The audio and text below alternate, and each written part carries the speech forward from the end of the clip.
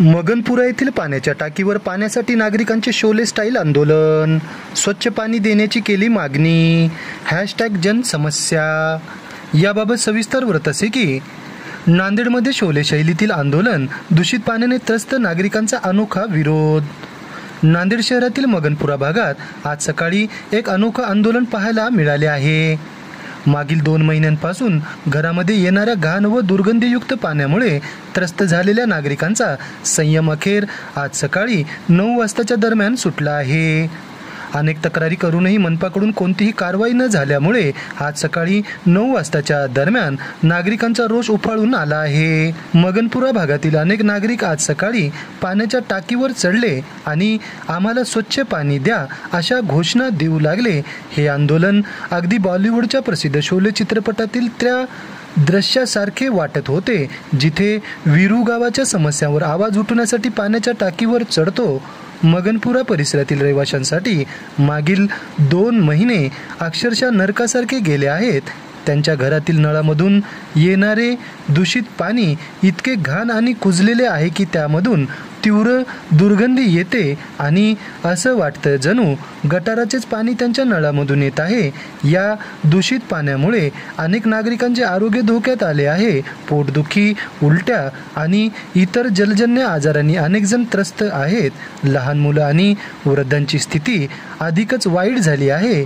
स्थानिक नागरिकांनी ही समस्या अनेक वेळा नांदेड महानगरपालिका प्रशासनाच्या निदर्शनास आणून दिली। त्यांनी लेखी अर्ज दिले, अधिकाऱ्यांशी भेटी घेतल्या, पण त्यांच्या तक्रारींकडे दुर्लक्षच करण्यात आले। याच उदासीनतेमुळे आज मगनपुरा भागातील नागरिकांनी हा अनोखा विरोधाचा मार्ग स्वीकारला आहे।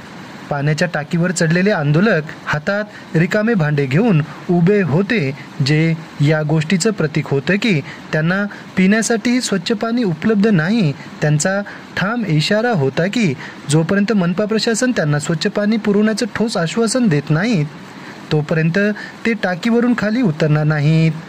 या शोले शैलीतील आंदोलनाची बातमी संपूर्ण शहरात पसरली। स्थानिक नेते आणि मनपाचे काही अधिकारी आंदोलकांशी संवाद साधण्याचा प्रयत्न करत होते, मात्र अद्याप कोणताही ठोस तोडगा निघालेला नाही।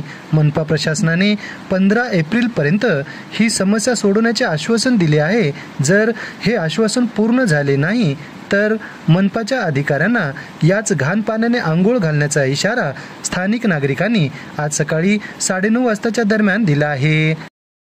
काय तुमची अडचण आहे? मगनपुरा नवा मोंडा तिथं वस्तू राहतो, घर आहे, घाण पाणी आलंय, सर्व पाणी गटरचं पाणी आलंय, चांगलं सोडावं लागते। खड्डे करून ठेवलेत, लेकरं बाळ पडले, कोण जिम्मेदार आहे? पाणी चांगलं सोडलं तर द्यायला पाहिजे। आमच्या पाठीमागं पाणी चांगलं येते, पुढे चांगलं येते, मधातल्या गल्लीला का गदर पाणी येते? हे आम्हाला पाणी देवा बस झाली। किती दिवसापासून घाण पाणी आलं? या झाले 2-4 महिने झाले, पाणी गंदळी आले। मग पाणी निर्मळ आलं। 10 वर्ष दैनिकला काही झालं नव्हतं, आता दैनिक म्हणजे कचरा बसला दुनियाचा। गंदळ पाणी येते, पाणी हाताचा वास पण जाईना झालाय। असंच देव राहतात का तुमचे बघणे?